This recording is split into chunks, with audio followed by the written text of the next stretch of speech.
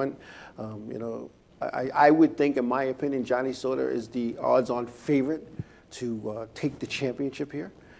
Matt Crafton is going to give him a tough time. And not that Timothy Peters or Christopher Bell are qualified to do this, but you know what? I just think Johnny Sauter is going to be the man, or Matt Crafton. I just think that's going to happen. And we'll see what happens. It'll be interesting to see this coming weekend down at Homestead, Miami, Florida. Homestead is a racetrack. I don't know, a lot of people know this. There was a big hurricane back a few years back, well, a long time ago, and it just took out the whole city. There was nothing left. And out of the rubble, they built Homestead Speedway down in Miami, Florida. So that's all good. That's all good. Let's see. The Xfinity Series, yes, they were in Phoenix as well. Kyle Busch was the winner from the pole, followed by Austin Dillon. Ricky Stenhouse Jr. was third. Justin Allgaier was fourth. And Daniel Suarez was fifth. Ryan Reed sixth. Ty Dillon seventh. Blake Koch was eighth. Brad Keselowski was ninth. And Eric Jones rounded out the top 10. Like I said, Kyle Busch was on the pole. And like I said, here's a guy that didn't get any points. He won the race.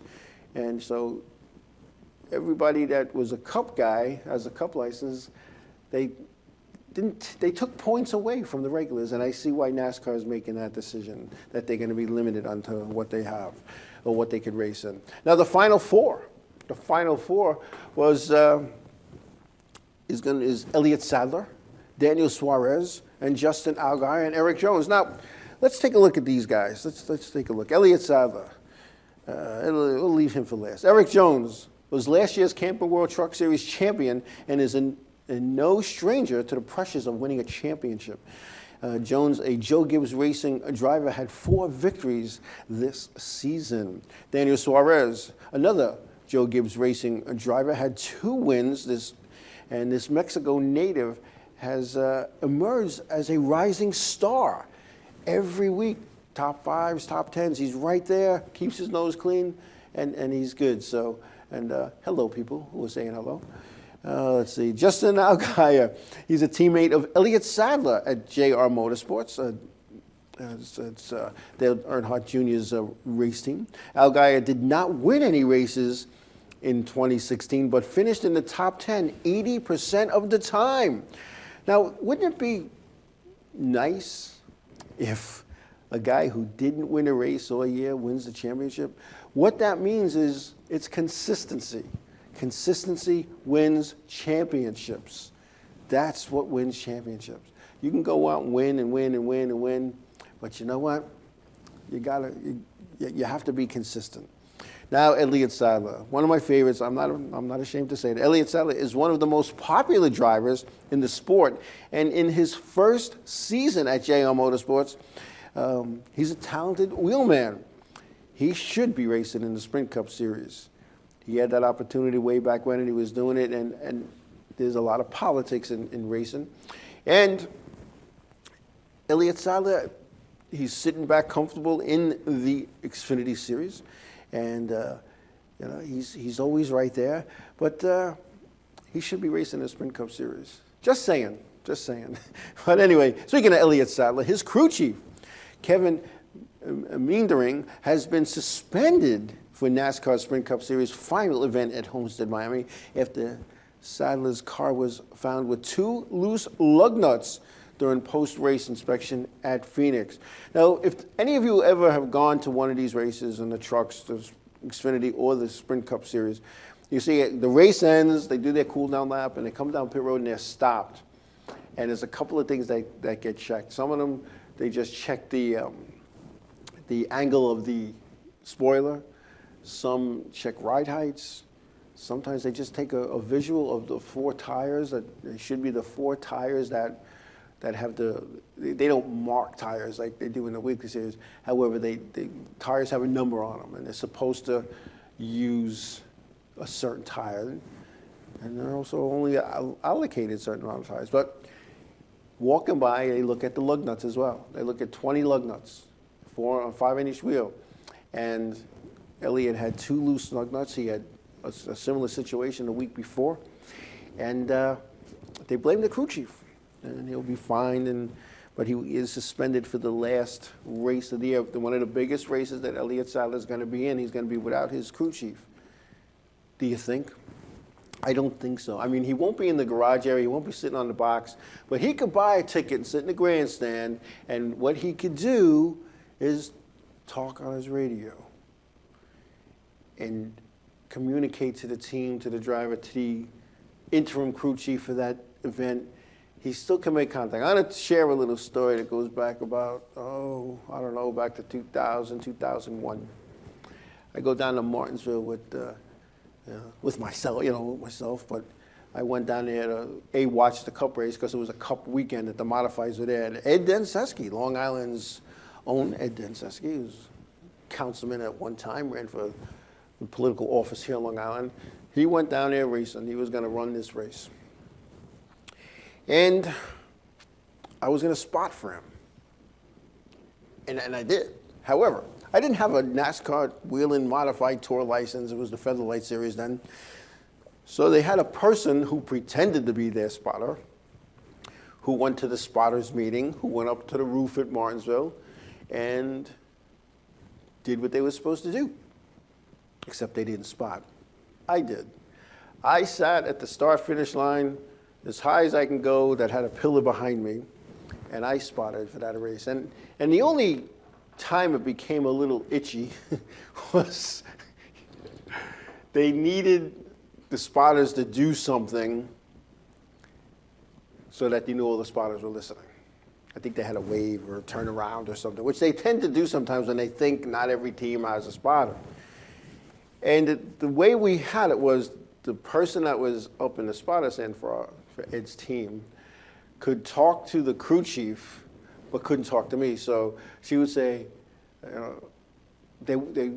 she wasn't listening to them, so I had to tell the crew chief, they want her to wave. So I call him, and he calls her, and they're waving, and all of a sudden, everybody's done waving, and she waved.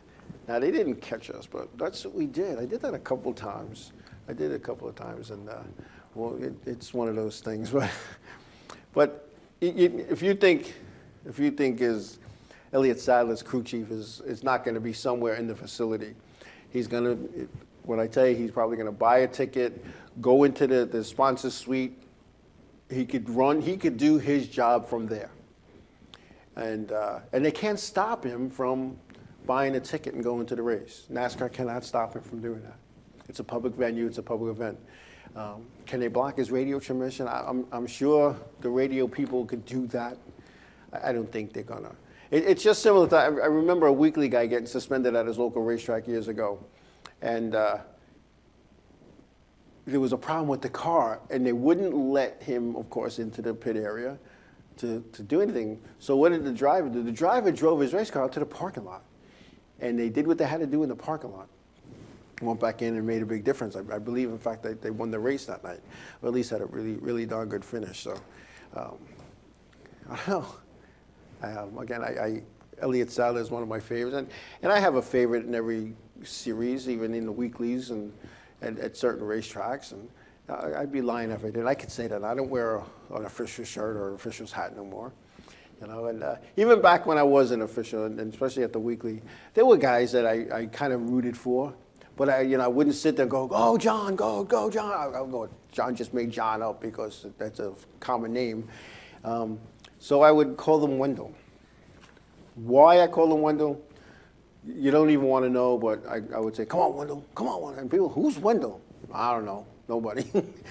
But, we all have a little favorite. And sometimes, your favorite kind of messes up and you got to take them to task. And I'm sure that anybody who's ever been an official, anybody who's ever run a racetrack, gets in a position where they have to take some disciplinary actions against a friend or a family member even. And that's not easy to do sometimes. And you have to wear your professional official's hat and shirt and forget who that is. You got to look at, car 79, that this is what you did, and this is what you have to do. And I came across that situation a few times in my career, where you don't know what to do. You don't want to give them a break, but you want to give them a break, and you don't want to take them down, but you have to take them down because if whatever infraction they did, if the rule says this is the penalty and you don't do that, the next time Goggles Paisano goes to your racetrack and he does that and you take him to task on it, he's going to say, hey, you know what? You let so-and-so get away with that 3 weeks ago, 4 weeks ago, and they got you. And they got you. So it'll be interesting how this pans out. Interesting to see how this pans out. And again, I'm looking forward to viewing that. I'm more excited about the Xfinity Series race than all the others. I don't know why. But again, like I said earlier in the show there, for those of you who missed it, the departure of Brian Scott from Richard Petty Motorsports, who was retiring at the ripe old age of 28 from NASCAR, I would think that Elliott Sadler would be a good choice to go drive that 44 car. I just think it would be. Because there's not a lot of people that want to drive for Richard Petty Motorsports. And part of the reason for that, and the late Big Bob O'Rourke told me this years ago, that Petty doesn't want to pay. He didn't want to pay, and you got a flat salary, and it was check or a wrecker, you still got your flat salary, and that's not how it is in that level of Sprint Cup Series. There's a lot more involved. There's a lot more money involved, and I think Richard Petty, and I'm sure they have it at RPM, they've changed the way they do things, and don't be surprised to see Brian Scott come back maybe in 2018. Sometimes you need to take a year off, regroup, and hope somebody else picks you up. I don't know. We'll see. We'll see. I wish Brian Scott well. I had the opportunity to chat with Brian Scott down in Dover this past season, and I'll tell you what, he's a team player, and when I say a team player, he wants to do what's right for the team. And, Richard Petty Motorsports with 2 cars out there. And, talking to Brian about that, is whatever it took. If he was out of it and his guy, his partner was still in it, in the hunt, he would do whatever he had to do to make it happen. I'm not saying he'd go wreck somebody or any of that nonsense, but, if the team wins, the team wins. It doesn't matter who it is on that team, and it's all good. So maybe Elliott will end up in the 44, and I'll have a new guy to root for in the Sprint Cup Series. Anyway, speaking of Sprint Cup Series, they were at Phoenix also, and everybody was at Phoenix except for me. And the winner there at the Sprint Cup Series was Joey Logano. Joey Logano was the winner there, followed by Kyle Busch. Kyle Larson was 3rd, Kevin Harvick 4th. Kurt Busch 5th, Alex Bowman was 6th, Denny Hamlin was 7th, Alex Bowman 8th from the pole, his first career pole, it was good for him. Chase Elliott 9th, and Paul Menard rounding out the top 10. Final 4 going into Homestead. Logano, Jimmy Johnson, Carl Edwards, and Kyle Busch. Should be an interesting run. Now, let's, looking at those 4 guys, those 4 drivers. Jimmy Johnson, he has 79 Sprint Cup Series wins, and he'll be looking for his record 7th championship, which would tie him with the late Dale Earnhardt and the king, Richard Petty. A lot of people don't seem to be happy about that. I kind of equate it to when Roger Maris was chasing Babe Ruth's home run record in a single season. That to the point that when he did break it, they said, well, wait, hold on, let's wait. Babe Ruth did it in 154 games. Roger Maris did it in 162. So it don't count. You know what? It counts. So, Jimmy Johnson, a young guy, winning 1 championship is tough enough. To go out and win 7 championships. And if he goes out and wins his 7th, yes, he'll be in the same record book. He'll be compared to Dale Earnhardt, Richard Petty, and now Jimmy Johnson. It's a whole new era. It's a whole new era. When you look at that, you look at the eras in racing. Richard Petty was 60s, 70s. He started faltering in the 80s. He should have got out in the 90s before he even got to the 90s, but he hung on. And Dale Earnhardt, he was more of a 80s, 90s guy.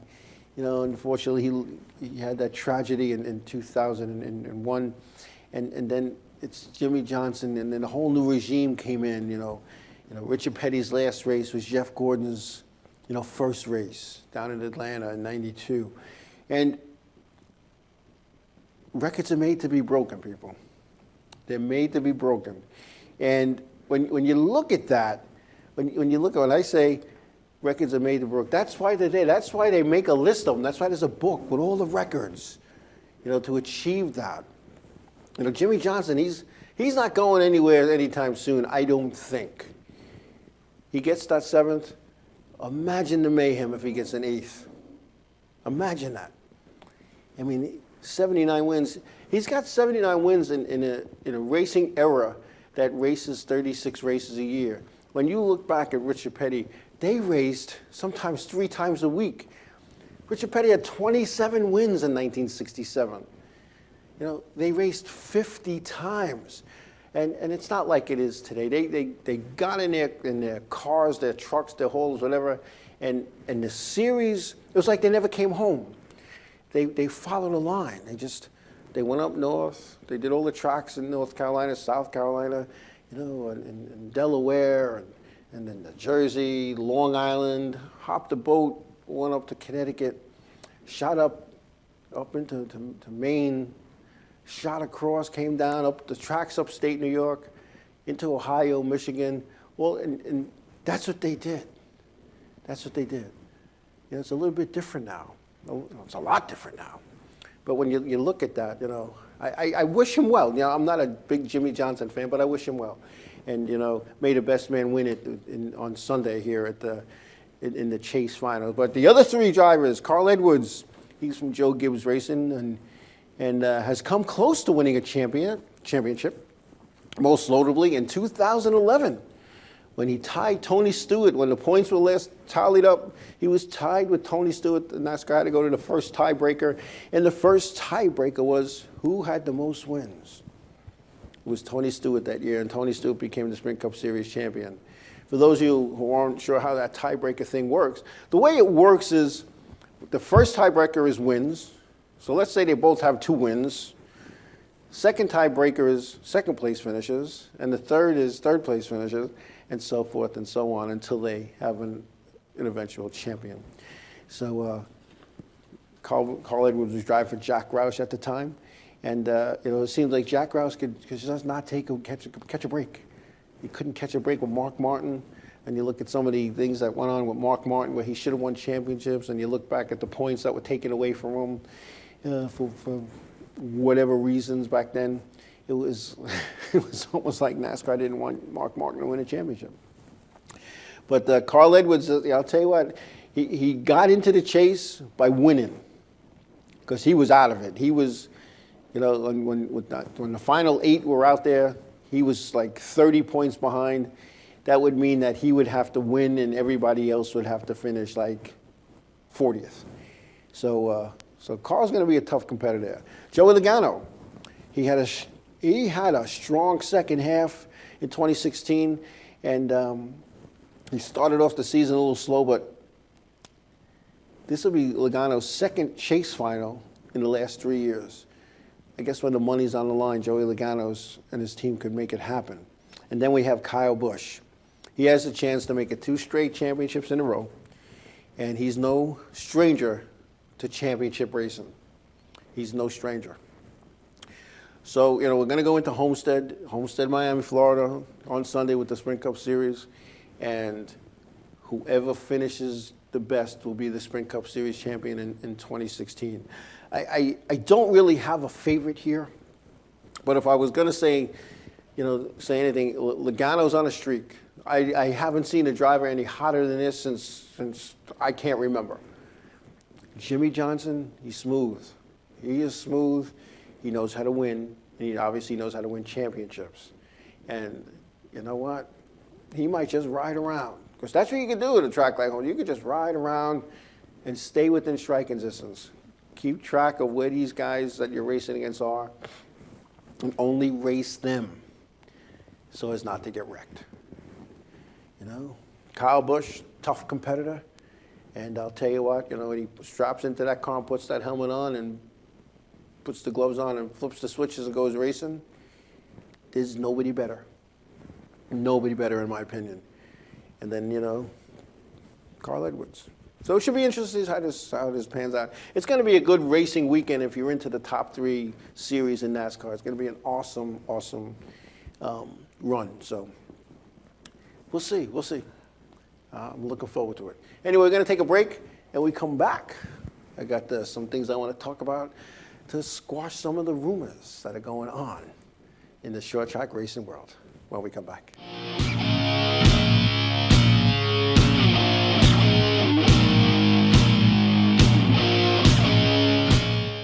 Hi there, this is Buddy from Less Than Jake, and you are listening to Inravio TV. You're probably watching it too.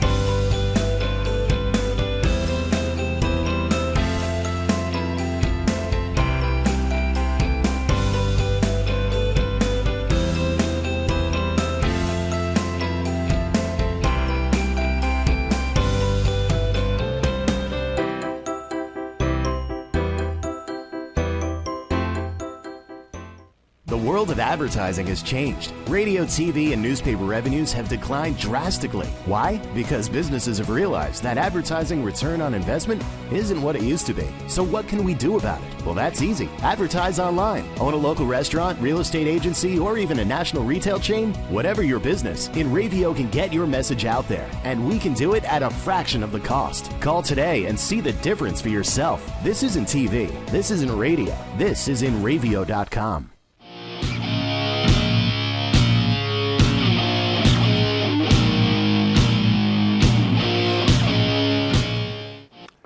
Greetings, welcome back. All right, toasted white bread. Wow, that's a new one. And Evans Mills Speedway is proud to have Tracy Chirico on board. And that's what I was going to talk about this last few minutes here. Bethel Motor Speedway's Tracy Chirico officially announced she is leaving Bethel Motor Speedway as the business operations manager and moving on to Evans Mills Speedway in upstate New York. Tracy accepted the position of promoter and business operations manager for the 2017 season. Tracy's background in racing goes back many, many years, back to her teenage years, in fact. But it goes back many years. She did public relations at Long Island's Riverhead Raceway briefly, and has served as a reporter and managing director for the racing website LongIslandJam.com.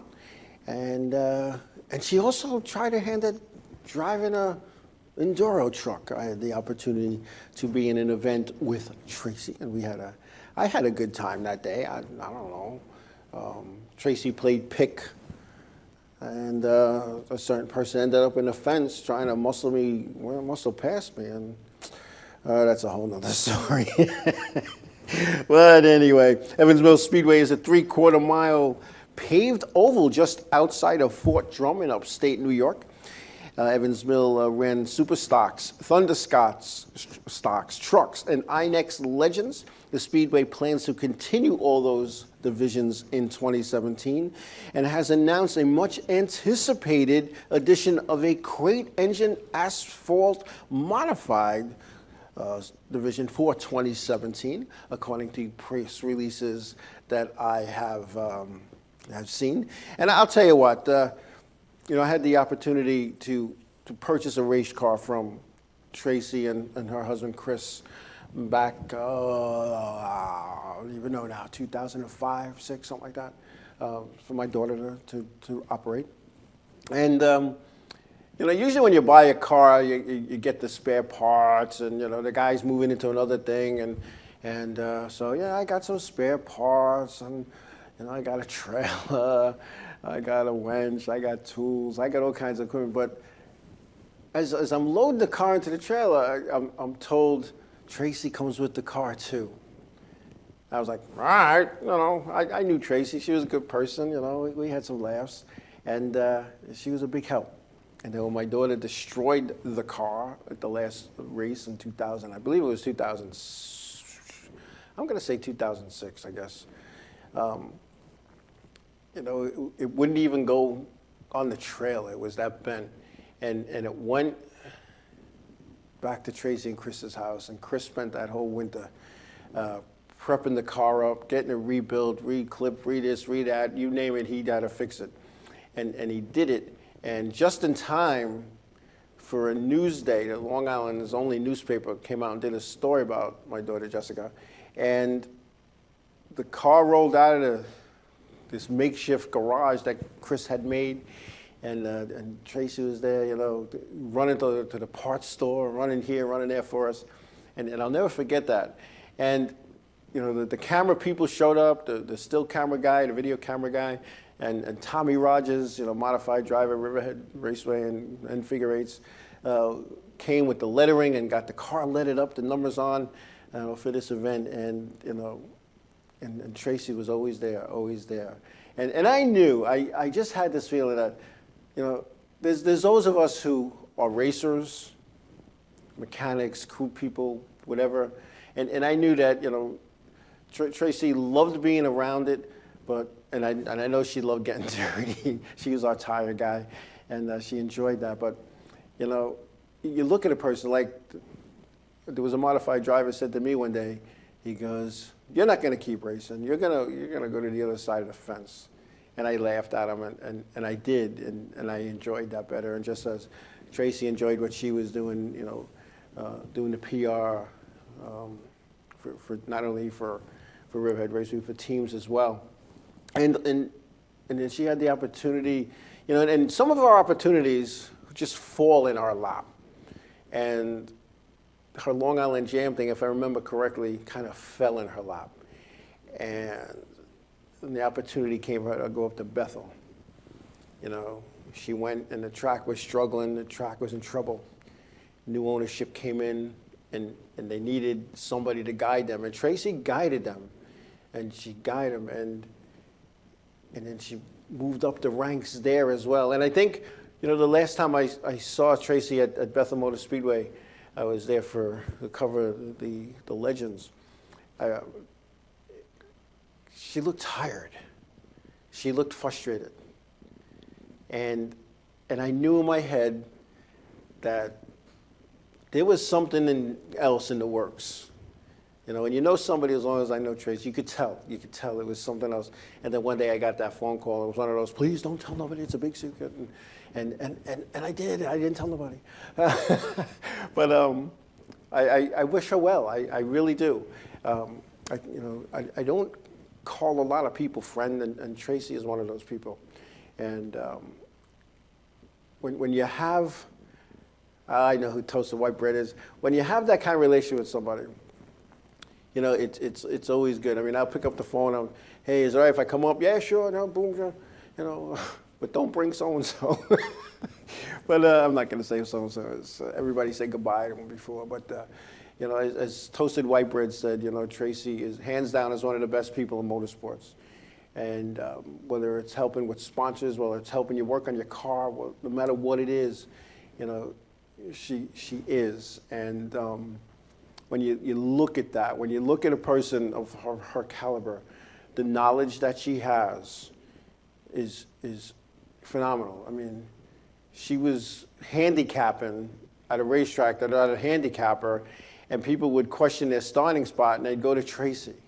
And Tracy would go up to the handicapper and say, no, this is how it should be. And they'd look and, oh, yeah, you're right.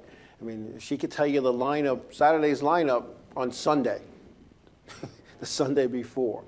But I wish Tracy only the best. Like I said, she's one of the rare few people that I call friend, as is Toasted White Bread. And I just knew, you know, promoter. You're going to be a promoter. What's next? You're going to build a racetrack somewhere? We're trying. We're trying. We're trying to build a racetrack. But and people like Tracy know there's more that operating a racetrack than putting the key in the fence and open the gates. That's the easy part. It's all the other stuff. And I'll tell you what, Tracy has what it takes to make that happen. I'm glad that the people at Evans Mill Speedway recognize that talent. It's a shame it's almost in Canada. It's, you know, it's like a 6-7 hour drive from Long Island. But you know what? If you have a weekend, when their schedule comes out, go up there and check it out, because you're going to see some good stuff. You're going to see some good racing, and you're going to enjoy yourself, and you're going to be treated good. So with that, Tracy, good luck. I wish you only the best. Anyway, I want to thank everybody for being a part of the show tonight. I'm sorry that we had a little mishap in the beginning, but it's all fixed, obviously. So wherever your endeavors will bring you this weekend, please be safe. Please be careful. Give somebody a hug. Tell them you love them. God bless you all, and we'll see you next week.